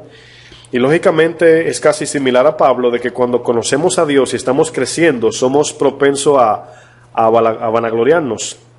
Y Pablo, sabiamente, el mismo Pablo dice, digo pues por la gracia. Y fíjense cómo comienza Pablo hablando, por la gracia. No lo digo porque sea más, sino por la gracia de Dios, que me ha sido dada a cada cual que está entre vosotros, que no tenga más alto concepto de sí que el que debe tener, sino que piense de sí con cordura, conforme a la medida de fe que Dios repartió a cada uno. Bueno, hay los que tienen el don de servir, y ese don como que no se aplaude mucho, tanto como el de predicar o el de enseñar. Y cada quien debe conformarse conforme al don que Dios le ha dado, y no sobreestimarse sobre los demás. No ver como que si Dios le dio el don a uno que se ve más como público, Dios lo bendijo más que a él, sino que cada uno hacemos nuestra parte, y en aquel día Dios nos va a pagar igual, según dice la palabra. Entonces aquí es un buen ejemplo que utilizamos en Romanos. Vamos a ver la implicación. Implicaciones aquí de autoengaño es endurecernos ante Dios. Lógicamente nos enojamos con Dios porque no me dio el don que tiene mi hermano. Ceguera espiritual, no entiendo, no entendemos. Separación y muchas veces suicidio. Y es aquí donde se va formando el pensamiento, donde nadie, no sé si usted ha conocido a alguien que ha querido quitarse la vida. Y siempre viene la pregunta, ¿qué llevaría a una persona a querer quitarse la vida? Y no es un pensamiento de lunes a martes, es algo que se va generando durante años, a lo mejor meses, y tiene que ver con una percepción errónea de sí mismo, ¿verdad? Porque cada quien hace planes según, vamos a suponer, es como una persona que está en la escuela y está contento porque se está acabando el año y piensa que va a pasar de curso y el maestro le dice que no va a pasar. O sea, se le viene el mundo encima. Su percepción era engañosa. Entonces, también en aquel día, cuando vayamos contentos a entrar por esa puerta y el Señor nos diga, hacedores de maldad, no los conozco, sería muy duro. Entonces, no debemos andar en este autoengaño porque esto endurece el corazón, nos trae ceguera espiritual y luego, al traer ceguera, hay separación y la separación lógicamente seca el corazón. No hay gozo, no hay paz, no hay deseo de vivir, no hay anhelos para seguir hacia adelante y esto viene a pensar en tomarse la vida o a matarse uno mismo, suicidio como se dice. Bueno, punto 3, aislamiento. Lógicamente las personas soberbias y orgullosas se aíslan porque en un momento que se encuentra que nadie está de acuerdo con esa persona, ¿verdad? Y lo último que queda es aislarse. Bueno, vemos aquí, lo primero es separación de Dios. Al separarnos de Dios, lógicamente no hay amor, ¿verdad? ¿Cómo podemos decir que amamos al prójimo o amamos a Dios si no amamos al prójimo? Porque el amar al prójimo es la evidencia de mi cercanía a Dios. Punto 2, separarnos del prójimo, ¿verdad? Eso es lo lógico. Si no tengo amor de Dios, mucho menos amor al prójimo. Vamos a leer Hebreos 3, verso 12. Hebreos 3, verso 12.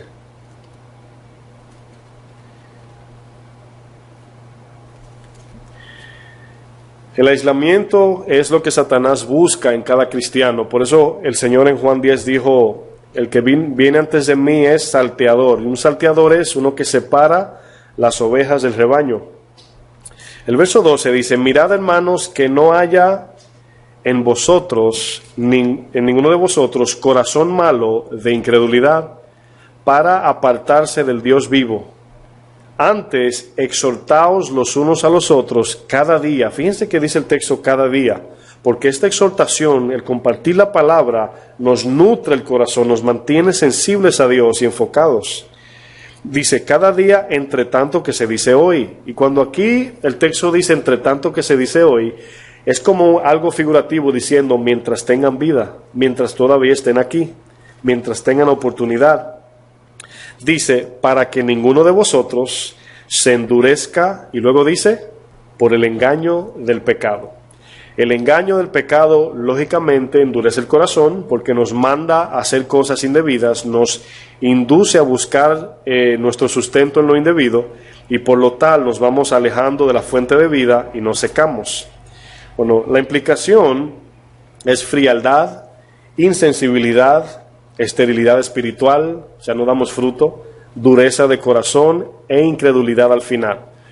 He conocido personas que pueden están en el ministerio, ¿verdad? Y pueden estar activos y muy ocupados, y tú notas la frialdad, la insensibilidad y la dureza de corazón. Todavía se nota como que no se ve esa persona noble, humilde, esa persona en gozo con Dios, como que no se nota.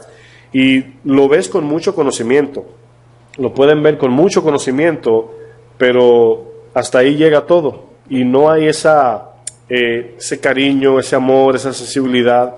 Y es por la razón de la dureza o la soberbia. Hay muchos ministros que no son enseñables y es algo que es malo. Cuando somos orgullosos somos difíciles de enseñar, cuando nos equivocamos, que la iglesia quiere corregir al pastor o al maestro, ¿verdad? Y si no somos humildes, lamentablemente podemos ir camino a esto. Y fíjense que cuando alguien se separa del ministerio, no es algo que sucede de hoy a mañana. Hemos dado una definición de solamente hablando de la soberbia, y el día no nos alcanza para terminar todo. Imagínense, vamos a ver el punto 4. Autosuficiencia. Ahí hay muchos de nosotros allí, ¿verdad? No, yo puedo solo, ¿verdad? No necesito a nadie. Es lo que hoy se le llama humanismo. Es lo que se llama ser humanitario, pero humanismo es una filosofía de que el hombre o el ser humano puede solo, ¿verdad? Si se esfuerza lo suficiente, si le echa las ganas, si le pone toda la pasión y motivación, puede solo. Bueno, es peligroso la autosuficiencia porque Dios nos hizo a todos dependientes, ¿verdad? Bueno, aquí, si yo hiciera la pregunta, si usted, vamos a pensar que todos somos autosuficientes y no necesito de nadie, no me interesa nadie. La pregunta es, la ropa que tenemos, ¿quién la hizo? La comida que me comí, ¿quién la sembró? La gasolina del carro en el que vine o el autobús, ¿quién la creó, vamos a decir? Pues lógicamente fue otra persona. Y Dios a todos nos da un poquito para que esto no pase. Yo necesito de ti y tú de mí. Bueno, vamos a ver este ejemplo de Juan 15:5 que dijo Jesús. Es aquí donde se nos olvida lo que nuestro Señor dijo. Juan 15:5. Bien simple y muy famoso el texto. Dice, yo soy la vid y vosotros los pámpanos. En otras palabras, una rama no puede dar fruto sola, ¿verdad? Dice, el que permanece en mí y yo en él, éste lleva mucho fruto. Y luego dice, porque separados de mí, ¿qué dice? Nada podéis hacer. Nada del griego, nada del hebreo, nada podemos hacer sin Dios. Él es quien nos da el sustento de vida, nos fortalece, etcétera. La implicación aquí es gozo, y aquí lo voy a explicar, aunque usted lo tome las notas así, se lo voy a explicar. Una persona autosuficiente, todo lo que tiene en su vida, se lo atribuye a su esfuerzo personal. Yo conseguí lo que tengo, nadie me ayudó, ¿verdad? Pero ¿qué pasa? Que cuando llegan los fracasos, viene mucha amargura y culpabilidad, porque también es 100% culpable por todo lo malo que le sucedió. Y esta persona puede automartirizarse y confundir la prueba de Dios con que debo sufrir porque yo hice esto mal. Y se convierte, ¿saben en qué? En masoquismo. Una persona masoquista. Bueno, cuando sabemos que no somos autosuficientes y que nos equivocamos, cuando viene el error, nos arrepentimos, corregimos y seguimos adelante. Pero una persona que percibe que no necesita ayuda, que puede sola, se goza con sus logros, pero cuando falla, el mundo se le viene encima. Porque ¿cómo que yo fallé en ese examen? ¿Cómo que esa pregunta si yo me la sabía? ¿Cómo que yo fallé si soy experto en esto? Y se suben o sea, se dan un valor tan alto que cuando fallan se quieren matar. Así de extremo. Entonces viven su vida buscando sufrimiento. Eso es un engaño de Satanás. Debo sufrir porque yo fui el culpable. No, mis hermanos, es un engaño. Pero fíjense que viene de la soberbia, porque viene de autosuficiencia. Al no necesitar a nadie, tampoco necesito favores de nadie. Y son personas difíciles de uno darle la mano, de extenderle el favor, de toma, yo te ayudo, de decir tengo necesidad. Y todo lo hacen solo, escondido, nadie sabe si están bien o mal, y es por la autosuficiencia. Fíjense hasta dónde lleva todo esto. Punto 5, ¿puedo seguir? Los que están tomando notas. Punto 5, menosprecio. El menosprecio aquí es, mira a los demás con altivez, ¿verdad? Menospreciar todo, y aquí puede ser un espíritu, no sé si lo puse tercero o no, es un espíritu crítico. No lo vamos a leer en Lucas 18, solamente anótelo, es la historia del fariseo y el publicano. Y el texto comienza diciendo, y algunos que menospreciaban a los demás como menos, vamos a decir, voy a leer el 9 por lo menos para 18:9. Dice, también les refirió Jesús una parábola sobre la necesidad, no estoy en el 9, perdón. Ok, ahora sí, 9. A unos que confiaban en sí mismos como justos y menospreciaban a los demás, dijo una parábola. Y allí comenzó a hablar del fariseo y el publicano. Y la actitud del fariseo era que el publicano era más pecador que él, pero delante del Señor eran iguales. Eran tanto pecadores el uno como el otro. Pero la condenación cayó sobre el fariseo porque no se humilló, sino que su altivez, su soberbia, no permitió recibir la ayuda de Cristo y pensaba que eran justos por lo que hacía. Mientras que el publicano se humilló y dijo, Señor, apiádate de mí que soy pecador, y recibió la justificación. Bueno, la implicación de esto es que todo lo ven mal. Son personas que tienen un espíritu crítico, que ni las cosas buenas o las mejores se ven bien. Siempre tienen algo malo que decir. Todo le molesta, nada le place y desarrollan lo que acabo de decir, un espíritu bien crítico. Bueno, es difícil porque a veces el espíritu crítico puede ser hacia la misma persona, puede decir, no, es que yo no soy bueno para eso, no, es que yo siempre cometo errores, es que me equivoco, es que no soy inteligente, es que no soy, y se auto descalifica, vamos a decir. Y por eso es que puede haber un complejo de inferioridad porque se puso por debajo del nivel que debe de estar. También puede ser crítico con los demás porque todo está mal, porque todo se hace conforme a lo que esa persona piensa que está bien. Menosprecio. Bueno, hay lo que se llama bien hecho o a mi manera. ¿Sí me entienden? Podemos decir, bueno, hay cosas que son irrelevantes, son subjetivas. O sea, ¿cómo está eso? Bueno, por amor, cariño, la persona entregó su esfuerzo, decimos, no, está bien hecho, no está como yo lo quisiera, pero eso no quiere decir que está mal hecho. Es un punto de vista.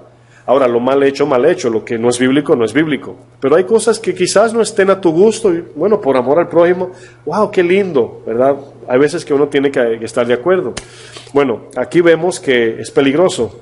Y el punto 6, competencia. Ay. Son personas que se afanan por ser mejor, y primero.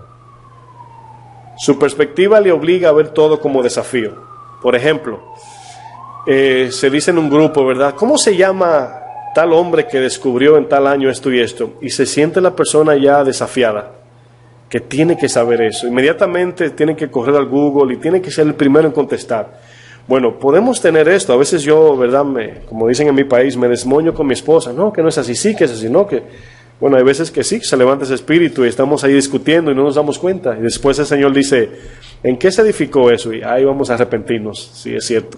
No estuvo bien. Pero eso habita en nosotros. A veces tengo que decir esto como ejemplo porque muchos dicen, yo no soy así. Claro que sí, bueno, pero debemos morir a esto. Afán por ser mejor o primero. Bueno, esto es algo que yo siempre fui así en el pasado. Me queda poco, pero así mi esposa sabe, yo no perdía una en discusión. Entonces esto lleva a uno a ser mentiroso. Porque llega un momento que tú no sabes y se la inventaban en el aire uno, ¿verdad? No, es así, no, yo lo sé porque yo estaba allí, mentira. Es todo solamente por competir. Bueno, ejemplo, Marcos 10:35. Ahora vamos a ver aquí en Marcos, este sí quiero que me acompañen, para ver un espíritu aquí siempre queriendo ser el primero. Marcos 10, verso 35 al 45, vamos a leer.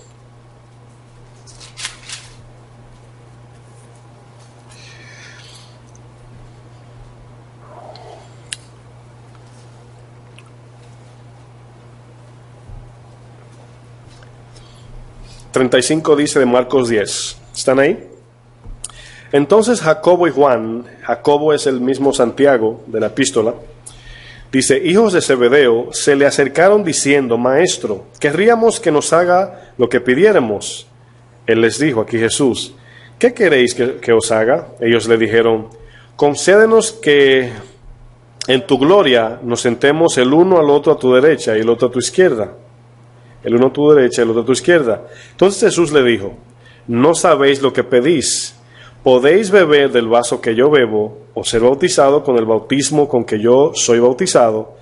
Ellos dijeron, podemos, Jesús les dijo, podemos. Jesús les dijo, a la verdad del vaso que yo bebo beberéis, y con el bautismo con que yo soy bautizado seréis bautizados. En otras palabras, van a ser perseguidos. Dice, pero el sentaros a mi derecha y a mi izquierda no es mío darlo, sino aquellos para quien está preparado. Cuando lo oyeron los 10, todos tenían este problema. Comenzaron a enojarse contra Jacobo y contra Juan. ¿Por qué cree que peleaban? Con que se quieren sentar a la derecha o a la izquierda de Jesús. ¿Y nosotros? O sea, fíjense la misma actitud, ¿verdad? Luego fíjense lo que dice, verso 42. Mas Jesús llamándolos, aquí le da una lección, les dijo, ¿sabéis que los que son tenidos por gobernantes de las naciones se enseñorean de ellas y sus grandes ejercen sobre ellas potestad? Y aquí lo que está hablando es del abuso de querer ser el primero, de humillar a los demás. Dice, pero no será así entre vosotros, sino que el que quiera hacerse grande entre vosotros será vuestro servidor, y el que de vosotros quiera ser el primero será siervo de todos, porque el Hijo del Hombre no vino para ser servido, sino para servir y para dar su vida en rescate por muchos. Hay veces que leemos estos textos y decimos, como el perrito con la lengua afuera que le van a echar la comida, ¿verdad? Señor, Señor, y si desarrollo esto de siervo, ¿puedo ser el primero? La implicación sabia de Dios es que cuando desarrollemos que debemos de ser siervos, ya no vamos a querer el primer lugar. Esa es la idea. Ya no vamos a querer competir, ya no vamos a querer estar por encima de, porque aquí nos están dando cuenta que para estar por encima, alguien tiene que estar por debajo. Y cuando el Señor nos mira a todos iguales. Entonces, esa es la regla del amor, de que debemos de ser iguales todos. Nadie es más ni menos. Aquí el único grande es Dios. Entonces, cada vez que queremos el primer lugar, estamos orando o pidiendo el segundo lugar para mi hermano, o el último. Entonces, no debe ser así. Imagínense que tengamos como iglesia una actitud de que no, hermano, tú primero. Claro, alguien tiene que definirse, porque allí se queda, no tú, hermano, no tú, hermano, no tú, no.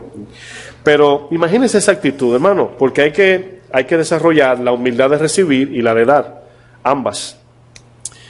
Imagínense si fuéramos así, todo el mundo optando por su hermano, como dice Filipenses, mirando a su prójimo como superior, y que el mundo vea que somos así, ¿verdad? Y no me canso de hablar del ejemplo que siempre lo uso porque me quedé impactado de que a veces andamos así, no nos damos cuenta que nos están mirando. El árabe, la historia que le dije en el bautismo, ¿verdad? Que fui allá y me dijo que, me estaba diciendo que entraba a esta iglesia con los ojos cerrados porque él ve los hermanos que van allá y lo compara con otras iglesias, me reservo el nombre, que van allá a beber cerveza y van a quitarse el sabor con menta. Y dice, y yo me quedé impactado tanto de lo que ellos hacen. O sea, imagínense, un cristiano va a comprarse una cerveza y se llena la boca de mentas para que se le vaya el sabor, pero me impactó lo que él estaba diciendo, lo mismo que dice la Biblia, así brille vuestra luz para que vean vuestras buenas obras y glorifiquen al Padre que está en los cielos. Es así como la gente viene al Señor. Pero imagínense que estemos en una fila peleando, no, yo llegué primero, no, yo estaba aquí primero, no, tú llegaste de último, y nos vean como hermanos con esta actitud. Bueno, vamos a ver la implicación. Lógicamente produce celos, odio, ira, envidia, complejo de superioridad al ver los logros de los demás. Ahora, es increíble cómo desarrollando, estamos solamente hablando de soberbia y orgullo, y hemos visto todo el daño que hace. Bueno, vamos a ver el punto 7. Esperar un minuto que terminen de escribir.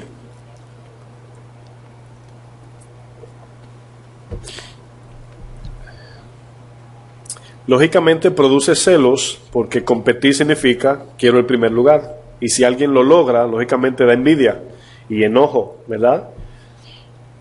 complejo de superioridad al ver los logros de los demás. Ya vamos al último, que es el 7. Idolatría. Y es aquí donde el Señor en Romanos 1 los entregó a la idolatría. Bueno, la idolatría es dar la vida por las cosas terrenales. Romanos, vamos a retomar Romanos, estamos ya acabando. Bueno, nos queda 15 minutos. Romanos 1, 24.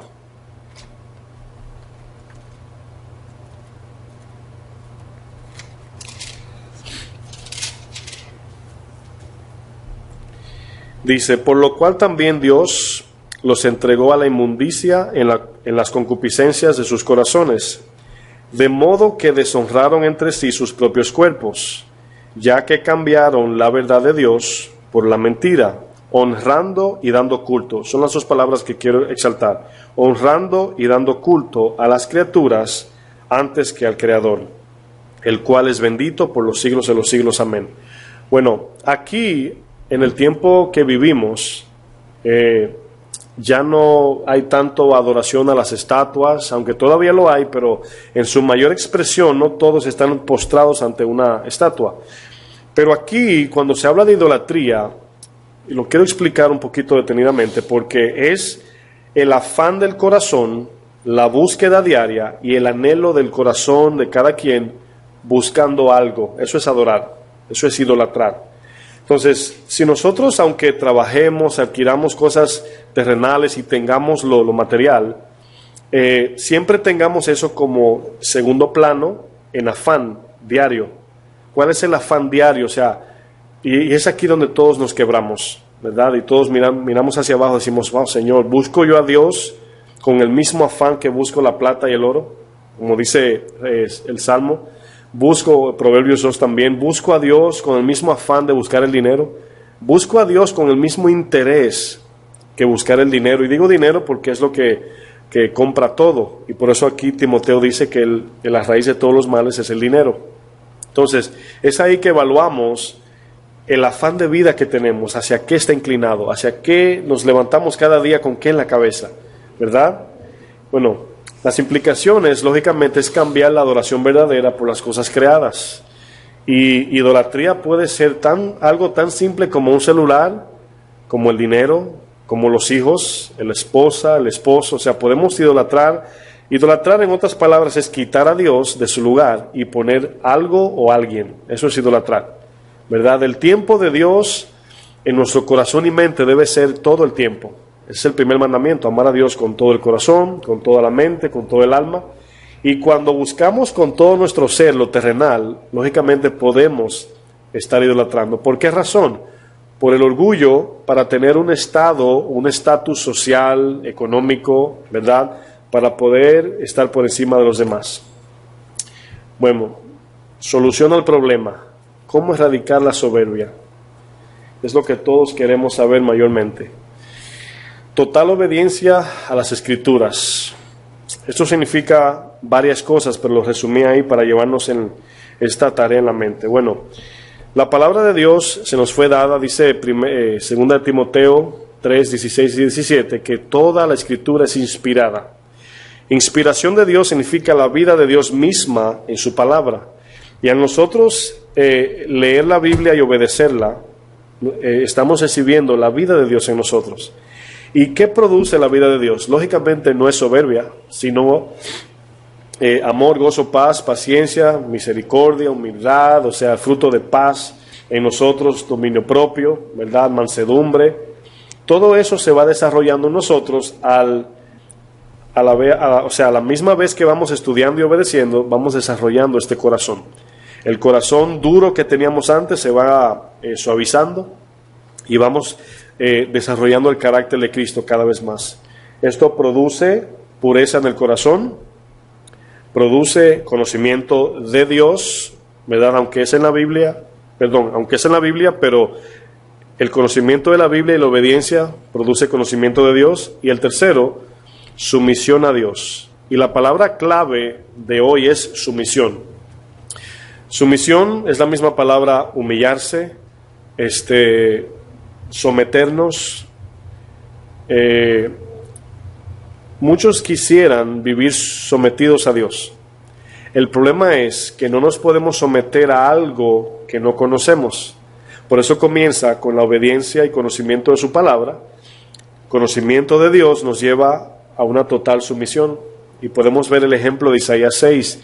Cuando vio al Señor, confesó, se arrepintió, se sometió y luego fue limpiado y luego fue a predicar el Evangelio.